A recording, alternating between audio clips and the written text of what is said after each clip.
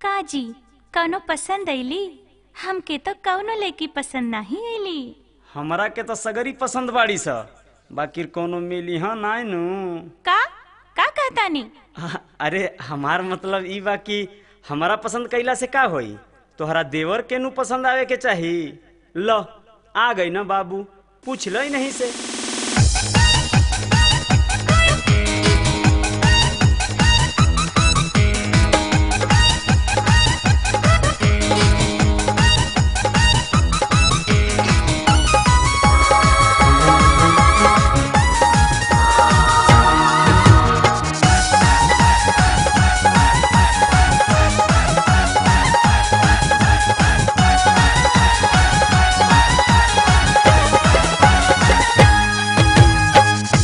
के बेटी चाहिए, पैसा के पेटी चाहिए, ऐरुआ गैरू नहीं, बढ़िया वैरायटी चाहिए।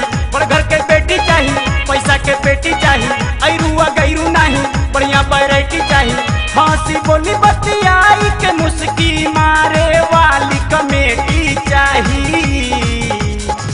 भैया हो भौजी हो, भौजी हो दुल्हनिया हमके साचो सिलवा।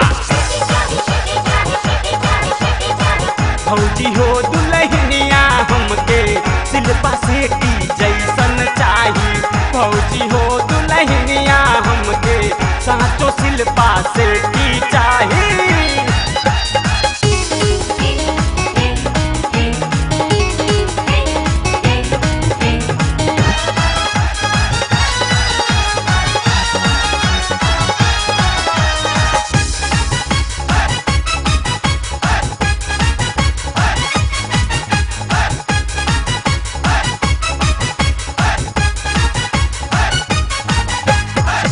बाल होठ लाल पतली कमर चाहिए, 17 या 20 के बीच में उम्र चाहिए। काला बाल होठ लाल पतली कमर चाहिए, 17 या 20 के बीच में उम्र चाहिए। मोटर कार न हाथी घोड़ा बजाज बक्सर एटी चाहिए। भैया हो भौजी हो, भौजी हो दुल्हनिया हमके साचो सिलवा। भौजी हो दुल्हनिया तोहर बहिनिया लेखा छोटी चाहिए। भौजी हो दुल्हनिया कमनो नेताजी के बेटी चाहिए।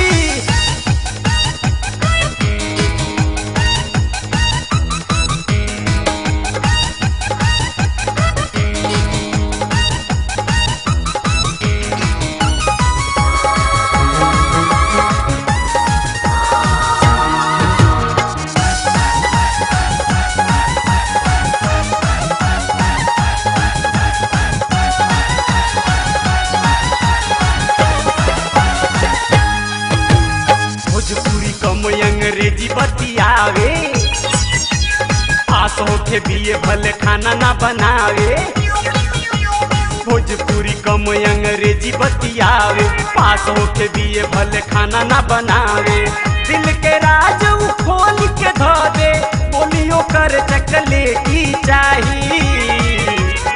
भैया हो फौजी हो, फौजी हो दुल्हनिया हमके साचो सिलवा।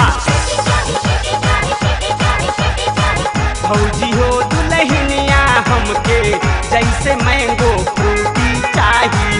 फौजी हो दुल्हनिया को हमरे गलिया तो पव रोटी चाहिए।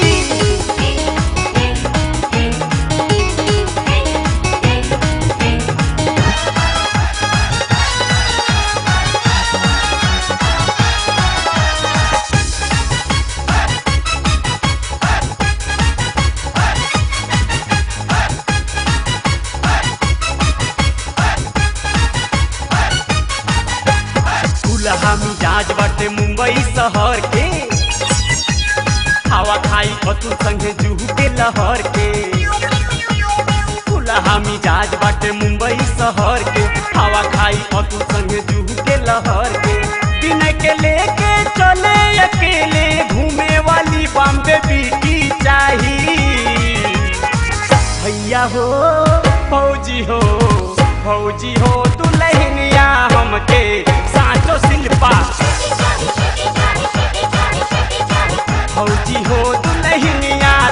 हमके छोटको नियन स्वीटी चाही भौजी हो दुल्हनिया हमके तोहरा नियन ब्यूटी चाही बड़ घर के बेटी चाही पैसा के पेटी चाही अरुआ गैरू नाही बढ़िया वैरायटी चाही बड़ घर के बेटी चाही पैसा के पेटी चाही अरुआ गैरू नाही बढ़िया वैरायटी चाही हंसी बोली बतियाई के मुस्की मारे वाली कमेटी चाही